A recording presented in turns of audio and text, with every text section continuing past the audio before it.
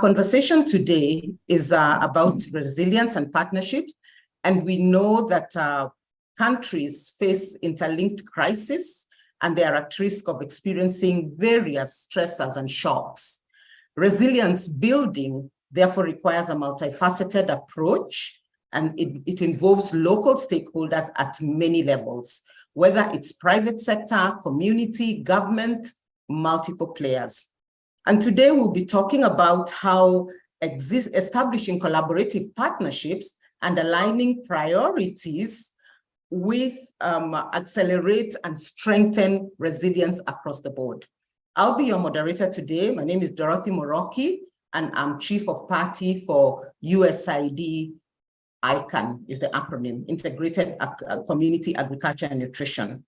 My panelists will be, we have a great team of panelists. We have Father Vincent Byaruhanga. Father Vincent is the Executive Director of CARITAS in KABALE in Western Uganda. And Father Vincent is a seasoned economic development professional. He has a wealth of experience, having his doctorate in finance and budgeting from Florida Atlantic University and an MBA to go with that. He's been heading CARITAS since 2015 and has forged multiple partnerships. And he'll be drawing from that experience. And the strategic partnerships that he has been part of have spearheaded transformative initiatives that are key for the building of resilience of households and communities across Uganda and the region. And under his leadership, CARITAS is experiencing exponential growth and transitioning from a small entity managing a few staff to now a larger organization with a dedicated team of 60 staff members. Then we have Honorable Phoebe Janeth Ayoo, who will join, and she's the Speaker of the GULU District Council. She's a woman councillor of a sub-county in ACHOLI in northern Uganda, particular Obol, and she also has wealth of experience in development. She has worked in the faith community, starting different initiatives to support vulnerable populations, as well as being a teacher in a high school. She has under her belt 15 years of working in international NGOs, including World Vision and VSO, among others. And so Honorable Speaker Phoebe comes to us with a wealth of experience, including managing schools and various other enterprises. Then we have our third panelist is Rwot. Rwot is a Baptist Latim, is a cultural leader in ACHOLI in northern Uganda since 2006. And for the last 4 years, he has played an instrumental role in community-level resilience programming in collaboration with USID ICAN activity. He's been instrumental in introducing groundbreaking behavioral approaches addressing resilience, and his chiefdom has excelled in addressing food security and especially promoting cassava. And most recently, he is managing an in-kind grant of over $10,000 US, focusing on the promotion of cassava for the population in his chiefdom. Besides his work as a chief and a cultural leader, an esteemed cultural leader, he is a qualified grade school, primary school teacher with 8 years of teaching experience. And therefore, he has a wide range of experience in education and community development. Then our last and not the least panelist is Joshua Rukundo. Joshua is Chief Executive Officer of the KIGEZI Coffee Development Academy, and he's the head of the secretariat. He also serves as the chairperson of the Kanungu District Young Farmers Association and is a renowned youth leader in agriculture. And most recently, he's been involved in ensuring that over 6,000 coffee farmers in KIGEZI, Western Uganda, are able to be certified so that their coffee can be traceable and they can enter into the global market and get higher premiums of their product, of their coffee production. He has also other experiences working with the European Union and a variety of other organizations.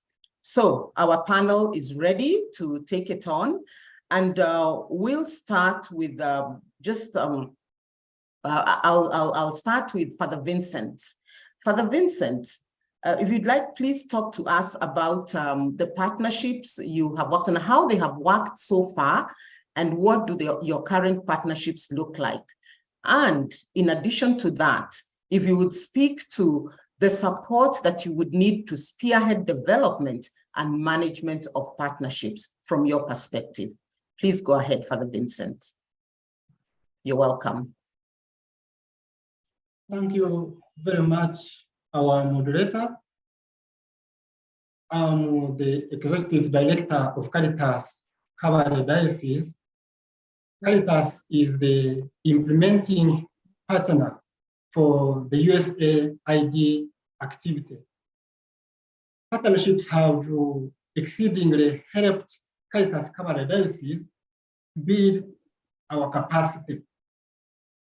It is through these partnerships that CARITAS KABALE Diocese has been able to complete policies like human resource policy, finance and administration policy. Using the facilitative approach, partnerships have helped us build the capacity of our staff and our structures. Our staff have undergone various training, a number of workshops to build their capacity. We have worked with the structures to skill them.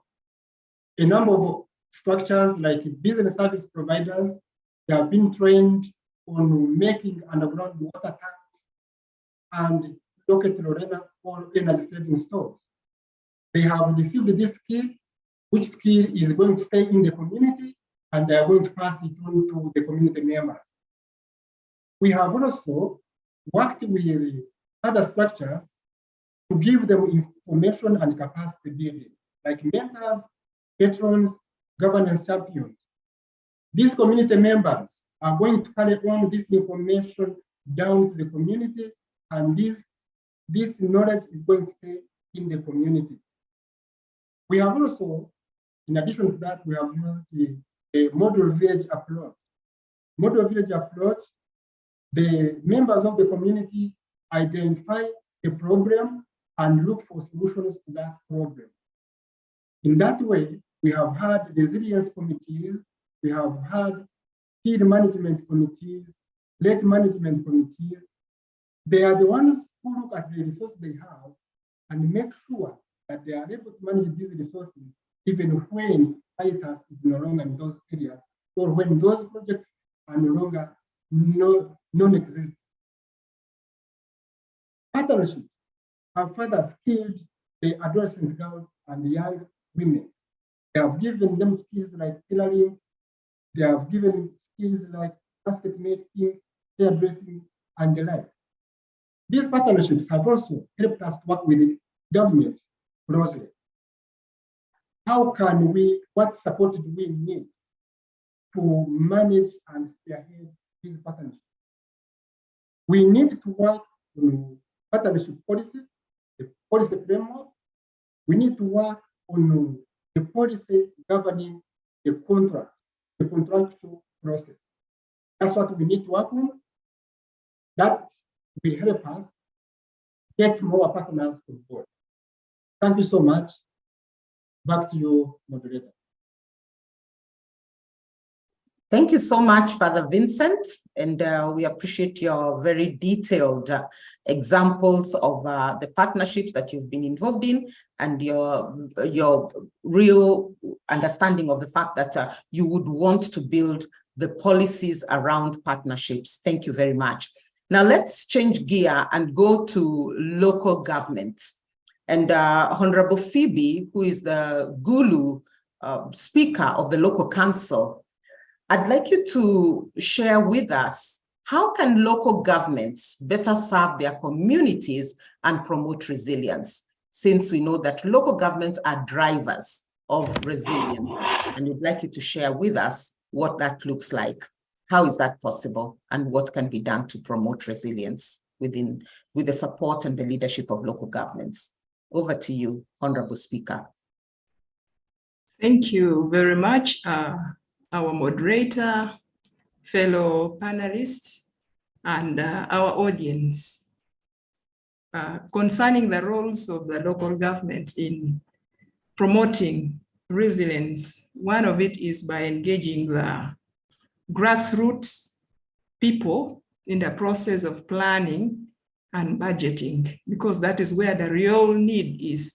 So when the community gets engaged in planning and budgeting, then we get to tackle the real issues of the community. The other approach is also to engage our communities, especially the lowest level, the grassroots, in risk identification and suggestion of mitigation ways of risk. After all, these people have lived in these places and they know the things, they know which river floods when, which place has drought, and so on. And they know how they've been coping, so that our coping mechanism can only be, built on what the community already know and is already doing. The other way that local government can strengthen resilience is by way of making bylaws and ordinances. These are laws that are made for a bylaw. It is made at the sub-county level, but an ordinance is made at a district level. Like when a problem is identified, then, as a local government, we can come out with laws that are specific to say, this is how we will handle this. For example, a bylaw can be that in this community, every family is going to grow half an acre of cassava, and it is compulsory. And if you don't do it, there's a penalty. That is a bylaw that can also help to strengthen resilience in our communities. The other way is through effective coordination between the departments of the local government, but also between local governments and the national government. This one promotes learning, and it also promotes sharing of good practices. The other way of promoting resilience is working with other partners, like the civil society organizations, academic institutions, and so on, because the local government in itself may not have enough capacity, but then involvement of partners ensures that capacity of our communities are built.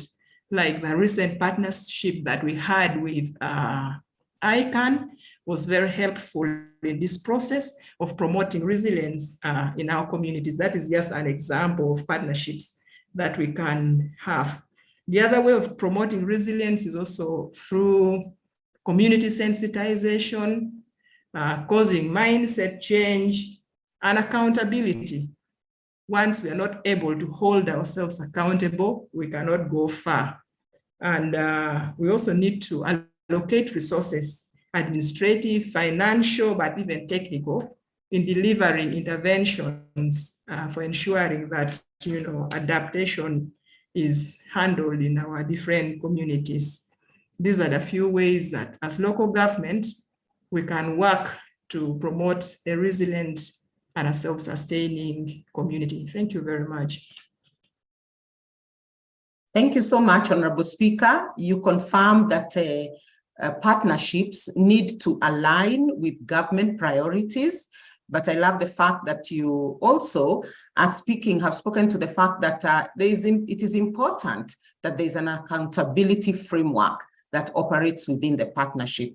Thank you so much for highlighting some very, very key aspects of partnership, especially as a government leader. Now let's go to hear from the entrepreneurial side of things. Joshua, we would like you to share with the audience, how can different stakeholders collaborate better so that there is a fostering of an enabling environment for entrepreneurship, and why is that so important? You took a plunge yourself in entering into the coffee sector as a young person. If you could share with us what that means in terms of different stakeholders collaborating so that the environment is conducive for entrepreneurship. Please go ahead, Joshua, you're welcome. Yeah, thank you very much, our moderator. And I'm honored to be here to be part of this engagement, to talk about the partnerships for resilience. We are a true testimony as young people who graduated in 2014. It was the three of us. And the more we discovered the problems that were affecting our local area, the more we thought about the solutions of what could be done. And one of them was setting up the KIGEZI Coffee Development Academy as young people to ensure we become part of the solutions to the problems that were affecting us. And I want to ascertain the fact that the involvement of different stakeholders, both at local and national level, have surely made us what we are. For example, the engagement with the Uganda Coffee Development Authority, it has been part of us from the start. And every time we have had them consult us, as we consult them, on ensuring that there are sustainable solutions to the coffee farmers. And we have actively engaged with them for the last 10 years. And we are seeing a tremendous progress in the way we have worked with them. But we have also worked with the local government because, you know, as you establish groups, as you organize them into village loans and savings associations, you can't do away with government. So as we organize people, we are actively and positively working with the local government to ensure that when these groups are put in place, the government can have them, register them, so that our continual engagement is with registered groups, so that we don't work with a group that can dissolve anytime or it is not organized. And we have seen these engagements work with us. For example, more so is that when you work with the private sector, it becomes more collaborative to see the government play its part, the local groups play its part, and then we also do our part. And over time, now, for example, our engagement with the USAID ICANN has helped us understand more that different partners come with different engagements. For example, there are those who will come and benchmark and maybe put their focus on trainings to build the capacity of these people, so that, for example, if they have not taken part or invested in record keeping, they can now engage in that and see how useful it is. There are partnerships that have come with equipment. As you have seen, this ICANN project give people some equipment. It gives people a sense of belonging to come together on this equipment to say, yeah, if we organize it, if we can keep our records, we can gain this. And at the same time, building the capacity of leaders at local level, giving them a sense that they can also own something. It has really given us a good thought on how these projects can be well established. They can be more resilient to beat the time of ignorance, beat the time of confusion, because they have now been trained on how they can manage their resources, manage their records, and manage the equipment. Then different partnerships, as they come in, you will discover that people want to be part of success stories. And we have seen this project of ICANN, USAID put it right. For example, training young girls, training even those other local entrepreneurs on how they can engage with other people, engage on how they can maintain their equipment, train them on record keeping. So we have seen this come more realistic. And we have seen the government of Uganda go on to benchmark with some of these projects. So this means the mindset change has been more realistic on seeing people will come the projects and ensure that they can move for more times than some of them have been living, short times for projects, but with long-term goals of ensuring that these people can be more resilient. It is something that we are confident about in the sustainability of these projects. So we are grateful to that strategic partnerships can make people own the project, love the project, and ensure that this project doesn't die. but they can continue building on the foundations made by different partners. Thank you very much. So much, Joshua, and thank you for being very practical about your entrepreneurial journey and some of the key aspects that are core, and just even the fact of growing the organization KIGEZI, Coffee Development Association. You've talked about records, and you've talked about some very basic issues that are key for that journey. Now, thank you. So let's go right ahead and hear from our cultural leader. Rwot Baptist, you are a key cultural leader in northern Uganda, and you definitely have built long-standing relationships, and you are respected, you have a respected role in the society. We'd like you to share with us just what innovative approaches have you used or new ways so that you're able to build sustainable and effective resilience capacities in the community members. I know they can be called subjects because you're a cultural leader. And why is it important to have cultural leaders involved in resilience programming? And why is it also important to use existing community structures like the one you represent? You're welcome, Rwot Baptist. Yes, thank you, our moderator, my colleagues, the panelists, and everyone who is following us. I'm called Baptist Latim and the chief of PAWEL. I represent the cultural institution of PAWEL.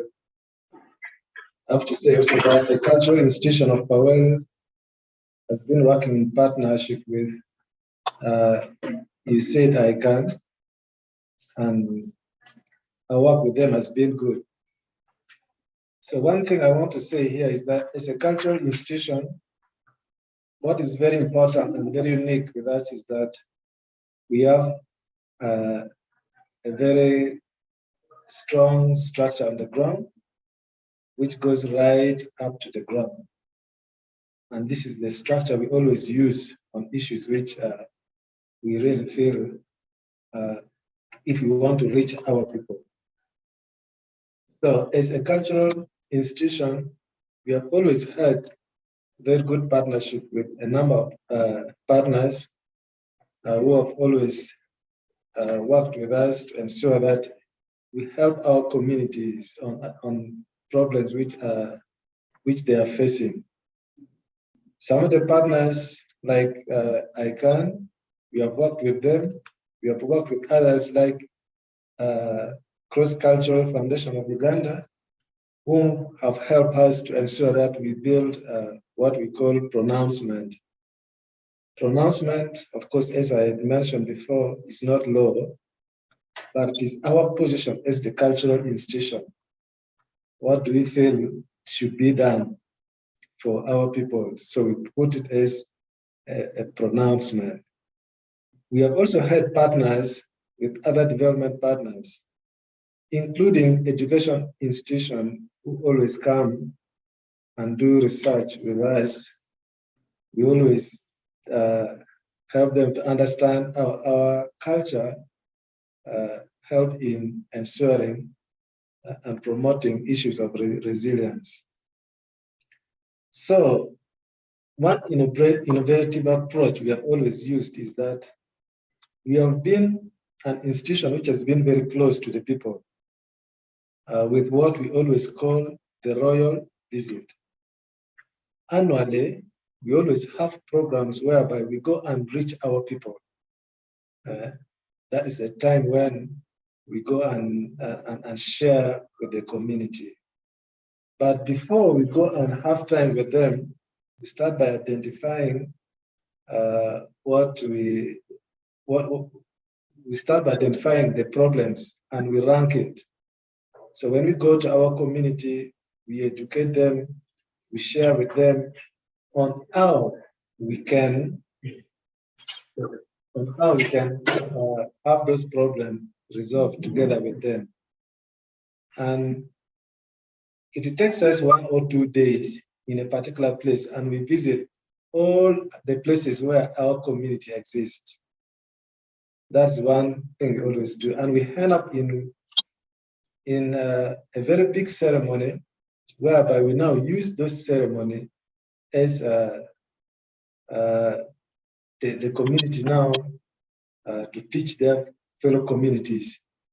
So in that ceremony we call festival, they come and present what they have learned during the visit, and the community will be teaching one another, which I have to say that we are actually very excited about some of the results of what we have been doing with the community, in that there are a lot of changes in our community.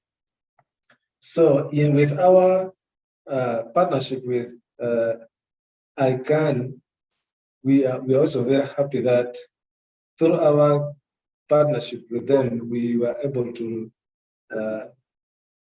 get a lot of training with ICANN, who have supported us on their issues of the ICANN Do 5, on issues of education, whereby we have been working to promote the parents to send their children to school, and also ensuring that the children are also fed when in the school. We have also talked a lot about health together with them. And then we have also something to do with environment. We actually tackle together with them, sharing a number of things to do with environment. We know we are facing a lot of weather challenges these days as a result of mismanagement of our environment. But we are saying that we may not be able to stop completely, although we culturally believe that there are some varieties of trees which are not supposed to be cut in our environment.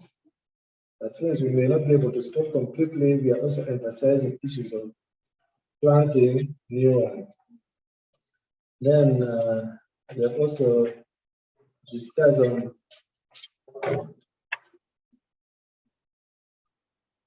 food security, whereby it's a top. We have a pronouncement in regards to the issue of the food security. We have identified some key food crops which are very important as a cultural institution, which our communities must always have. The cassava, we have the sorghum, we also have the millet. Traditionally, we believe that there is famine when these things are not there. So they are very key. And then we have also seen, the last one is what? Trying to involve the community on a number of affairs which actually affects them as a cultural institution. So our institution has been very instrumental in ensuring that we respond to issues which affect our community. I also have to say this, that we are very happy, especially with the government, on one of the key problems which is affecting our community, and the whether for the government to realize that it is important to bring an irrigation scheme to our people. This has also been as a result of identifying problem which is affecting our community. So these are the few things I want to mention. Thank you very much.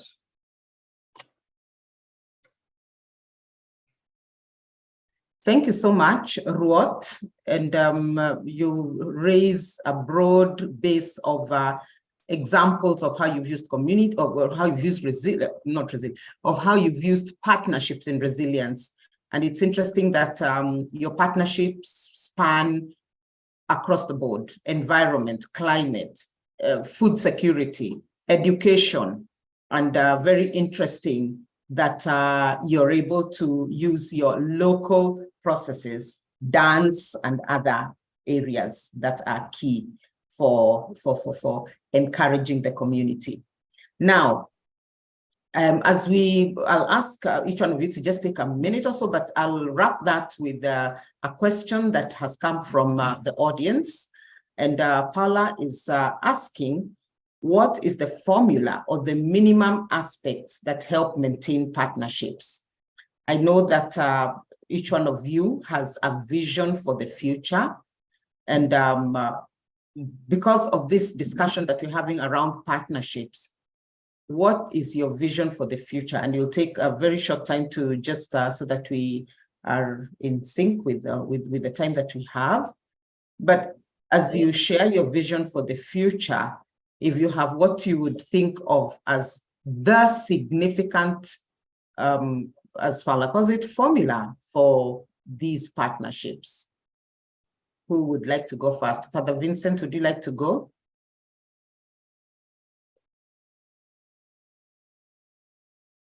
Father Vincent. Thank you, our moderator. What is the vision of CARITAS for the future? Sorry? Our vision is to expand our program so that we reach out to all the parts of Western Uganda. We want to make sure that we reach the civil districts which are receiving our programs are able to all those areas. Number two, we want to continue to work with the groups where our projects have phased out. We want to make sure that we consolidate the successes that we have had. And as part of sustainability, we want to make sure that we work with these groups so that come next 5 years, 10 years, these groups are still there and are still performing very well. That is our vision as CARITAS KABALE. I want to respond to the question that has been posed. What is the formula or the minimum aspect that help maintain partnership? As far as CARITAS KABALE is concerned, the partnerships that we have had, what is the minimum aspects that have helped us maintain our partnerships? This is through the memorandum of understanding that we have signed with the other partners. The other partners come and say, this is our part that we shall pray. This is our law that we shall pray. CARITAS will also pray this part. For instance, give us field officers, go into the field and do these activities, implement these activities, give us a report at the end of the month, and we shall provide the needed funds. As far as we are concerned, that's the minimum that we need. Contracts, contractual process that help us maintain these partnerships. Thank you so much. Okay, thank you, Father Vincent. And Paula, I hope that's satisfactory in terms of just being able to sustain, the partnership there needs to be clear understanding. There needs to be clear understanding. So we could quickly go to, we have another question. We have another question, how to sustain partnerships, from Diana, without funds. How do you sustain partnerships without funds?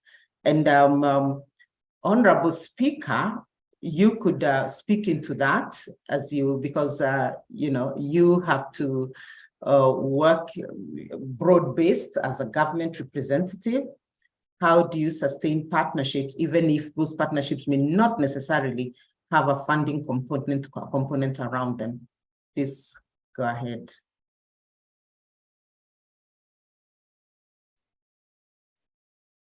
Honorable Speaker. Yes. Okay. Yes. Yeah, thank you very much, moderator. I'll begin with our vision. Our vision is to have a vibrant local government that works with all stakeholders to ensure we build resilient communities that is self-sustaining That is as far as our vision is concerned. Concerning the second question about sustaining a partnership without funding, in the case of local government, I think this can be achieved through working with existing government or community structures. We have different community structures, like under health, we have VHTs, we have, for example, parish development committees, we have all kinds of structures that are already within our communities, within our setup. So in my opinion, to sustain a partnership without fund, we can possibly work through these existing structures, because already they are there, they are with the community, and there are other programs that inevitably they run either in education, livelihoods, or health, and things like that. That is as far as I can go with that particular question, but I also wanted to add on the basic things about, maintaining a partnership. That is the first question. One is clarity of roles, like Father already mentioned, but the other one is mutual respect for the people involved in the partnership. We also have accountability and transparency. You cannot maintain a partnership without accountability and transparency of the different people involved in it. And then finally, we have communication. Things can change, project design can change along the way, funding can dwindle, but then we need to have constant and clear communication as a way of, maintaining our partnerships. Thank you. Wonderful. Thank you, Speaker. Communication, respect, understanding, clarity of roles, very key. Thank you for being so succinct about those. Now, as we wind down our panel in the last few minutes, so I really just give a minute to Rwot and Joshua. Your one thing, very, very brief on your future. What's your hope for the future in as far as partnerships is concerned? Just a minute so that we can wrap up. Yes, thank you very much, moderator. Our vision as a cultural institution is to ensure that we have our community living in peace, and they do a lot of work, and their work should be productive, and also in partnership with other development partners. That is our vision. On this issue of minimal aspect on ensure partnership, I want to bring this issue here very clearly. And it's actually very important, the issue of morals. So we need to be people who are morally upright so that we are able to maintain very good relationship. And then we have to be credible also enough. The elements of credibility is very important, and that of accountability. Actually, as a cultural institution, we are always compelled, and so our people are always upright. And the final question is about working without money. Of course, one thing I want to say is that it is not very easy these days, but it used to be very possible during those days. Because these days, when you are involving the community are always very expectant. And this has been as a result of the kind of life they passed through during that long period of war. So the element of dependency is now very high within our community, which makes things not very easy. But culturally, we are supposed to volunteer, we are supposed to sacrifice our resources, our time, to ensure that what we really feel done is done. Okay.